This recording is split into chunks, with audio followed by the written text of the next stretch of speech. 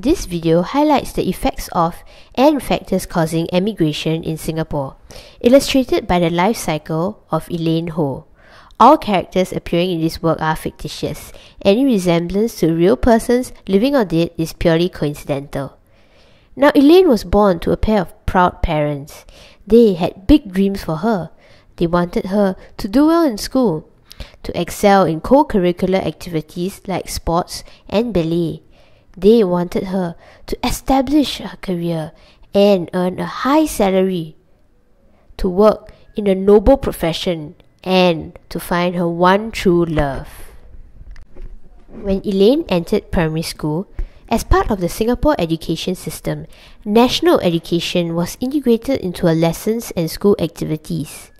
The government tried to instill in students a sense of national identity from a young age, based on principles such as racial harmony, through ensuring a good mix of races in the classroom and that of meritocracy. Also, the government emphasized the importance of total defense so that these young Singaporeans would feel attached and loyal to their country as they grew up.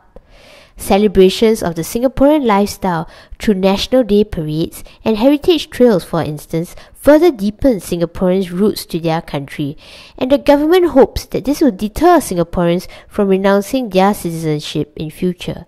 Yet, how useful are these NE messages and the narrative when Elaine is already wandering off? Elaine received excellent results at her A-levels. She considered pursuing her degree at a prestigious university overseas, like many of her peers who also did well. Elaine was offered prestigious scholarships and university offers and decided to pursue an overseas degree to pave her career path in the future.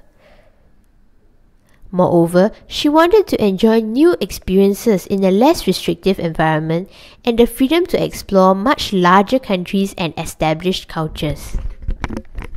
After having studied in London for several years, Elaine began to feel comfortable in the environment and was therefore confused about where she should settle down after having fulfilled her bond obligations in Singapore in the next phase of her life cycle.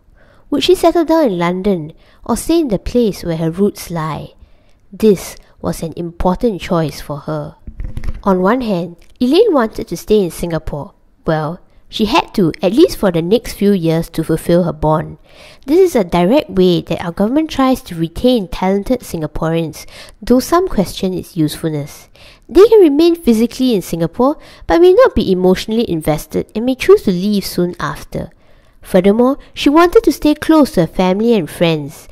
As she looked towards settling down and the next stage of her life cycle, she also appreciated the safe environment that Singapore could offer.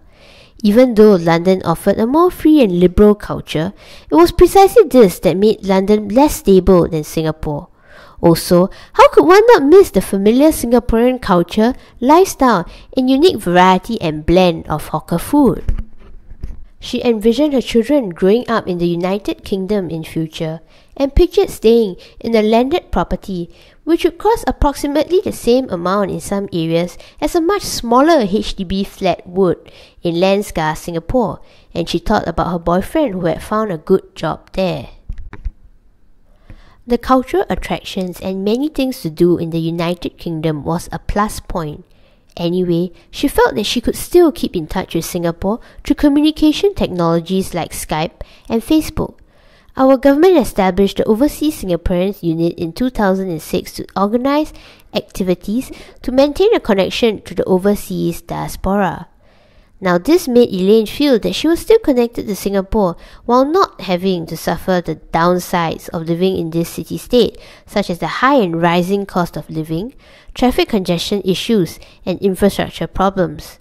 Well, do these connections, on the contrary, push Elaine to want to stay overseas to enjoy the best of both worlds?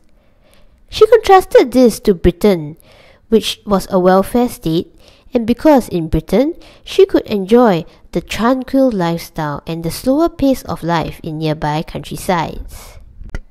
Elaine returned to work in Singapore, physically here after she had completed her overseas studies, but many factors pushed her to think about migrating overseas, such as the concrete environment and the lack of personal spaces and green spaces.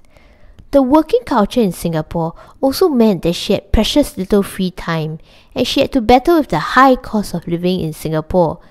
Brain drain. She looked around at her peers, who were also highly educated, and many of them were going overseas to seek greener pastures. A few years down the road, as Elaine moved on to a later stage in her life, her husband obtained a Singapore permanent residency, and Elaine and her 2 cute children were settled down in this city. At this different stage in her life, Elaine had different priorities, as any other migrant would. Thus, she chose to stay in Singapore for the high-quality education system to benefit her 2 young children. The stable and safe environment was also important for her family.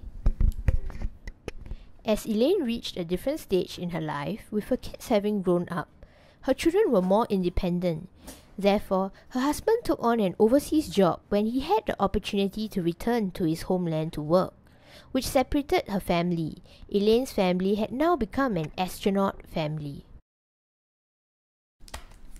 Many years later, as Elaine and her husband grow older and their children establish their own families and careers independently, they choose to retire in the United Kingdom, a place they are also familiar with from their younger days.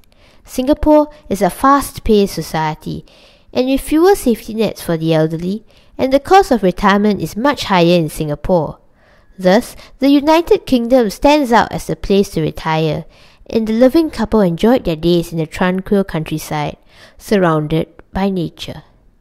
Would they later move back to Singapore?